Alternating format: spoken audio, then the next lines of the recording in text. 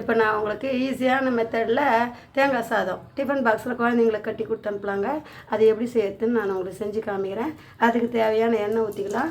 கொஞ்சம் கடுகு, காஞ்ச மிளகா கொஞ்சம் தான், 3 உளுத்தம்பருப்பு, கடலைப்பருப்பு கூட கடலக்காய் கொஞ்சம், முந்திரி தேவையான அளவுக்கு, அவ்வளோதாங்க.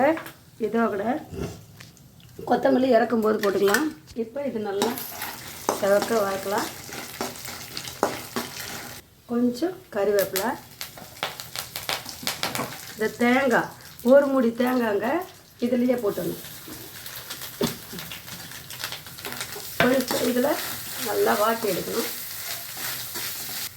கொஞ்சமாக உப்புங்க, ஏன்னா அது தேங்காயில் தித்திப்பாக இருக்கும், அதனால் உப்பு நிறைய சேர்க்க வேணாம். கொஞ்சமாக உப்பு போட்டுக்கலாம், அவ்வளோதான். இவ்வளோதாங்க இதுக்கு வேலை. இதே தான் நம்ம இந்த அளவுக்கு கொஞ்சம் அந்த பச்சை வாடை போகிற அளவுக்கு வதக்கிட்டு சாதம் வந்து ஒரு கிண்ணம், ஒரு கப்பு சாதம் எடுத்துன்னுக்குறேங்க, நமக்கு தேவையான அளவுக்கு. அவ்வளோதாங்க. இது கிளறி எடுத்து கொஞ்சம் கொத்தமல்லி போட்டுக்கலாம், அவ்வளோதான். இப்போ இது கிளறி இறக்கிடலாம். பசங்களுக்கு ஈஸியாக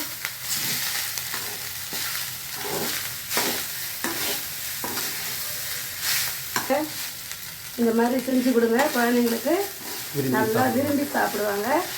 இது சுவையான தேங்காய் சாதம். வயிற்றில் புண்ணு இருந்தால் கூட, வயிறு வலி எடுக்கிற குழந்தைங்களுக்குலாம் இந்த தேங்காய் சாதம் செஞ்சு கொடுங்க. நான் போட்ட மாதிரி போட்டு செஞ்சு கொடுங்க. ஒரே ஒரு 5 நிமிஷம் வேலை தாங்க. சுவையான தேங்காய் சாதம் ரெடிங்க. இந்த மாதிரி ட்ரை பண்ணி பாருங்கள்.